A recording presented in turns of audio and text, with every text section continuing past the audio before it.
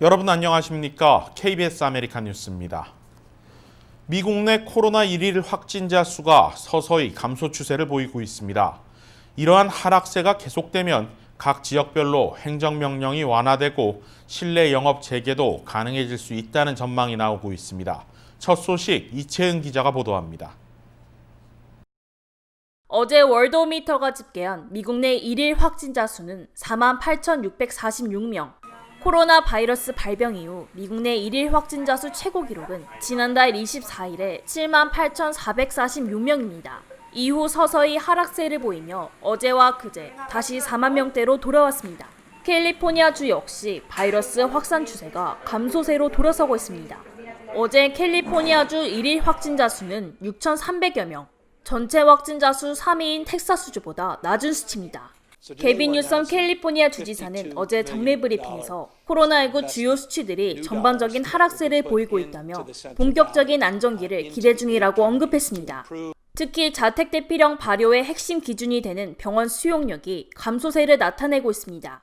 지난 2주 평균 1일 병원 입원 환자 수가 9.4% 하락하며 캘리포니아주는 감소세 안정권에 접어들었다는 평가를 받고 있습니다.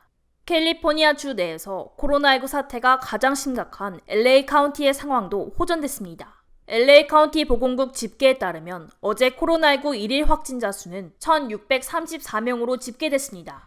몇 주 전만 하더라도 2,200명 이상을 기록하던 7일 평균 1일 병원 입원 환자 수 역시 2,000명 밑으로 떨어졌습니다.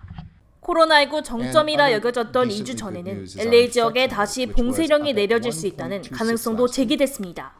하지만 최근 바이러스 확산 추세가 하락세를 보이며 이제는 일부 업종들에 내려진 실내 영업 제한 조치까지 완화될 수 있을 거란 기대도 커지고 있습니다. KBS 뉴스 이채은입니다. 확진자 감소 추세는 긍정적이지만 아직까지 경제가 다시 살아날지는 불투명합니다. 연방 실업수당이 8월부터 종료되면서 많은 사람들이 이제부터 본격적으로 어려움을 겪게 될 것이라는 전망이 나오고 있습니다. 하지만 아직도 의회에서 추가 경기 부양안에 대한 합의는 나오지 않고 있습니다. 김경일 기자가 보도합니다. 샌프란시스코 국제공항 터미널에서 4년간 일한 메리 베네데토 씨.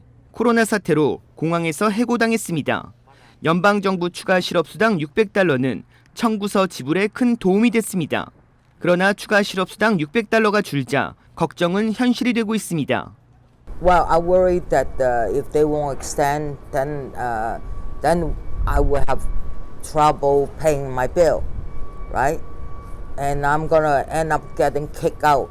Let's say if I can't pay my rent, they're gonna kick me out, right? And I just don't want to live on the street.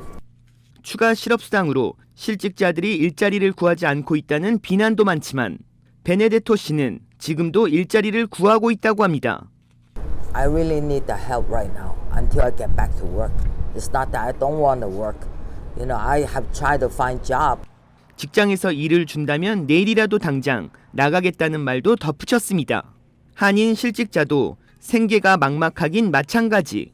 식당과 각종 업소가 정상 운영되지 않아 일자리 찾기란 쉽지 않다고 합니다. 여기에 직장을 잃지 않은 사람들도 어렵다고 합니다. 고통분담 차원이라는 회사의 방침에 따라 소득이 10%에서 50%까지 감소한 사람들도 있습니다. 구조 조정으로 직원을 줄인 회사도 많습니다. 그러나 업무는 줄지 않아 일하는 사람들의 업무량은 늘어났습니다.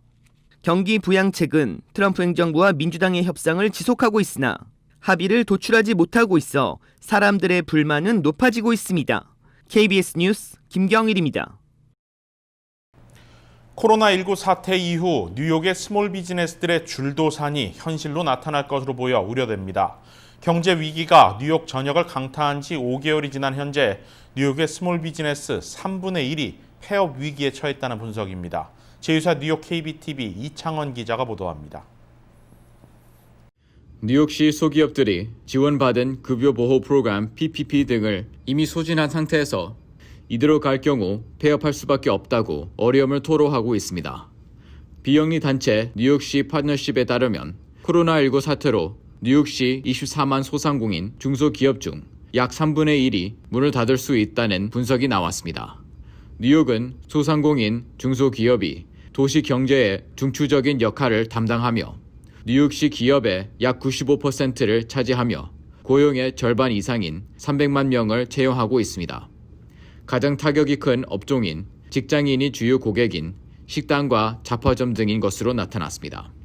뉴욕시 접객업 연맹에 따르면 6월 한 달 동안 식당 술집의 80% 이상이 임대료를 전부 또는 일부 내지 못한 것으로 나타났습니다. 열악한 조건 속에서 일을 해야 되니까 계속 유지를 해보려고 노력을 하지만 도움을 받고 싶어도 받으려는 사람들이 더 많기 때문에 퍼스널 케어 업종도 어려움은 마찬가지입니다. 예년의 경우 여름 휴가 시즌이 대목이었던 네일 업종의 경우 재개가 허용됐지만 아예 문을 열지 않은 업소가 꽤 있는 것으로 전해졌습니다. 이는 손님도 없을 뿐더러 직원 중에도 감염 우려 때문에 출근을 꺼리기 때문입니다. 당국의 정책이 업주의 현실을 잘 모르고 있다는 비판적인 시각도 많습니다.